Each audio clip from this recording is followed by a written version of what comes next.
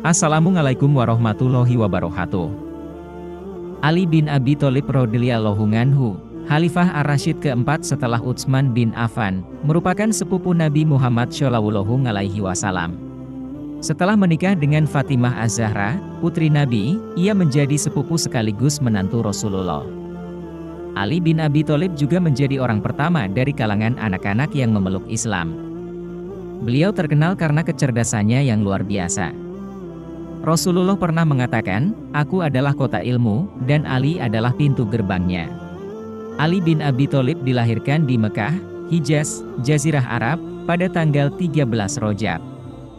Menurut sejarawan, Ali bin Abi Thalib lahir sekitar 10 tahun sebelum kenabian Nabi Muhammad SAW, sekitar tahun 599 Masehi atau 600 Masehi.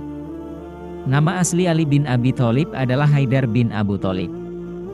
Haidar, yang berarti singa, adalah harapan keluarga Abu Thalib untuk memiliki penerus yang berani dan dihormati di kalangan Quraisy Mekah.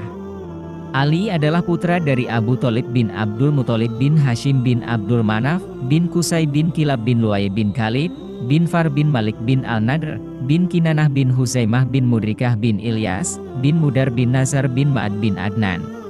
Setelah mengetahui kelahiran sepupunya yang diberi nama Haidar, Nabi Muhammad SAW memanggilnya dengan Ali, yang berarti tinggi, maksudnya, derajatnya di sisi Allah. Ali bin Abi Thalib lahir dari ibu bernama Fatimah binti Asad, yang merupakan anak dari Hashim. Dengan demikian, Ali bin Abi Thalib memiliki keturunan Hashim, baik dari sisi ayah maupun ibu. Nabi Muhammad SAW mengambil Ali bin Abi Thalib di bawah perawatannya, setelah Quraisy mengalami krisis hebat, yang menyebabkan penderitaan bagi orang-orang, termasuk Abu Thalib. Mujahid bin Jabir Abu Al-Hajjaj berkata, salah satu nikmat Allah bagi Ali bin Abi Thalib, dan salah satu kebaikan yang Allah perbuat untuknya, adalah ketika Quraisy dihadapkan pada situasi sulit, sedang Abu Thalib memiliki banyak anak. Maka Rasulullah berkata kepada Abbas, pamannya yang berasal dari keluarga Bani Hashim yang lebih mampu, "Wahai Abbas, sesungguhnya saudaramu Abu Thalib memiliki banyak anak, dan ia mengalami kesulitan dalam situasi seperti ini. Ayo, kita pergi kepadanya, dan kita bantu dalam urusan anak-anaknya. Aku akan mengambil satu orang dari anak-anaknya, dan kamu pun mengambil satu orang, lalu kita berdua akan menanggung mereka atas nama Abu Thalib." Abbas menjawab, "Baik." Mereka berdua kemudian mendatangi Abu Thalib dan berkata kepadanya, "Kami ingin membantu mengurangi bebanmu mengenai anak-anakmu." Abu Thalib menjawab kepada keduanya, "Jika kalian meninggalkan seorang anak padaku, maka lakukan apa yang kalian inginkan."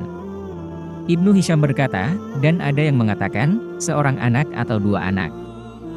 Lalu Rasulullah mengambil Ali bin Abi Thalib dan merangkulnya, sedangkan Abbas mengambil Ja'far dan merangkulnya.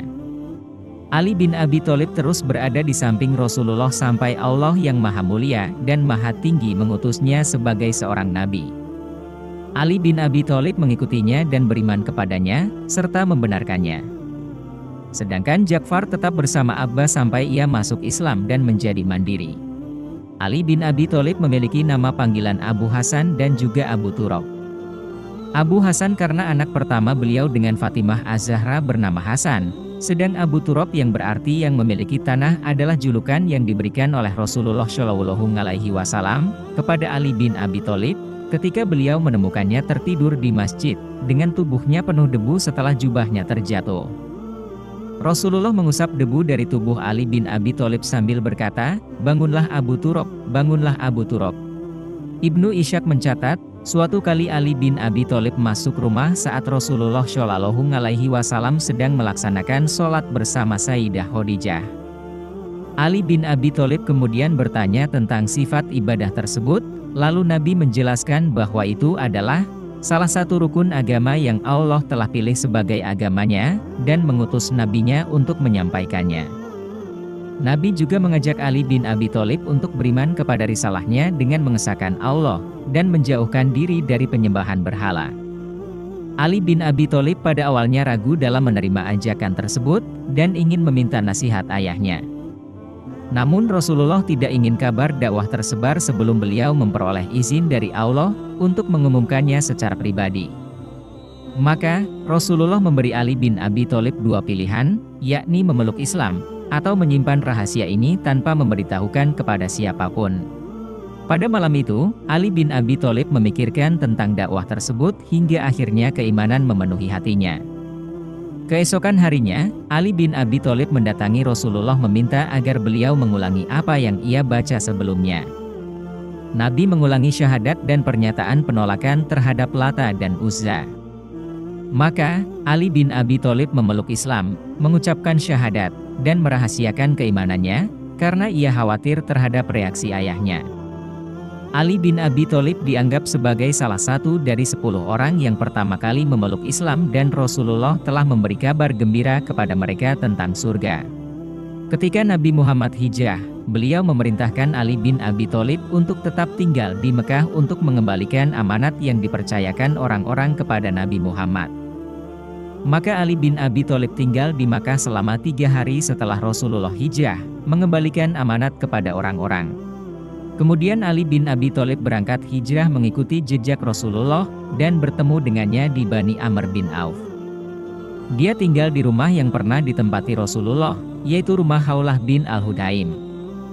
Dalam perjalanannya ke Madinah, Ali bin Abi Thalib menyembunyikan dirinya di siang hari dan berjalan pada malam hari. Perjalanan menyebabkan kakinya lecet, dan dia mencapai Madinah pada pertengahan bulan Rabiul Awal. Salah satu kisah yang menonjol dalam keberanian Ali bin Abi Thalib adalah saat dia mengajukan diri untuk duel dengan Amr bin Abdul Wud di hari Khandaq. Amr bin Abdul Wud adalah salah satu pemimpin pasukan Quraisy yang ditakuti dan ada yang bilang ia sebanding dengan 1000 tentara. Pada suatu ketika, Amr bin Abdul Wud, yang sebelumnya absen dalam pertempuran di hari Uhud karena terluka dalam pertempuran Badar, muncul dalam pertempuran Khandaq dan menantang pasukan Muslim untuk duel. Rasulullah Shallallahu Alaihi Wasallam meminta sukarelawan dari para Muslim untuk menanggapi tantangan tersebut. Ali bin Abi Thalib mengajukan diri 2 kali, tetapi Nabi menolaknya setiap kali, karena melihat bahwa Ali bin Abi Thalib masih terlalu muda dan Nabi kembali menawarkan kesempatan kepada para sahabat lain. Meskipun tawaran itu diajukan sebanyak 3 kali, hanya Ali bin Abi Thalib yang berani mengungkapkan keberaniannya untuk melawan Panglima Quraisy tersebut. Akhirnya Rasulullah menerima Ali bin Abi Thalib dan mendoakan kemenangannya. Amr bin Abdul Wud mencemooh dan meremehkan Ali bin Abi Thalib karena usianya yang masih muda. Namun dalam pertempuran itu, keberuntungan berada di pihak Ali. Setelah paha Amr bin Abdul Wud terkena sabetan pedang, ia terjatuh ke tanah. Seharusnya hanya dengan sekali sabetan, Amr bin Abdul Wud dipastikan mati. Namun saat itu Amr bin Abdul Wud spontan meludahi wajah Ali. Menanggapi penghinaan ini, Ali bin Abi Thalib justru menjadi lebih pasif, tidak jadi menyabetkan pedangnya. Dia menghindar dan menahan diri untuk tidak membunuh dalam beberapa saat, meski pada akhirnya Amr bin Abdul Wud pun gugur di tangan Ali. Ali bin Abi Thalib menjelaskan mengenai hal ini, saat dia meludahi wajahku, aku merasa marah. Namun aku tidak ingin membunuhnya hanya karena kemarahan itu. Aku menunggu hingga kemarahan itu mereda dan aku membunuhnya semata-mata karena Allah. Kata Ali bin Abi Thalib untuk menjawab kegelisahan sebagian sahabat atas sikapnya. Pada tahun 656 Masehi, Ali bin Abi Thalib dibayat secara massal menjadi khalifah. Namun ia menghadapi tantangan yang besar dalam mengelola negara karena kondisi pemerintahan dan dunia Islam yang kacau, yang ditinggalkan oleh pemerintahan sebelumnya. Pada usia 63 tahun, Ali bin Abi Thalib meninggal dunia akibat pembunuhan yang dilakukan oleh Abdurrahman bin Muljam, seorang anggota kelompok Khawarij. Tragedi ini terjadi pada tanggal 19 Ramadan, dan Ali bin Abi Thalib menghembuskan napas terakhirnya pada tanggal 21 Ramadan tahun 40 Hijriah, atau 29 Januari tahun 661 Masehi. Ali bin Abi Thalib dikuburkan secara rahasia di Kufah, meskipun ada beberapa riwayat yang menyebutkan bahwa tempat pemakamannya berada di tempat lain. Pengen cerita apa selanjutnya? Tulis di komen ya. Dan jangan lupa subscribe biar gak ketinggalan. Semoga bermanfaat dan membawa keberkahan. Amin.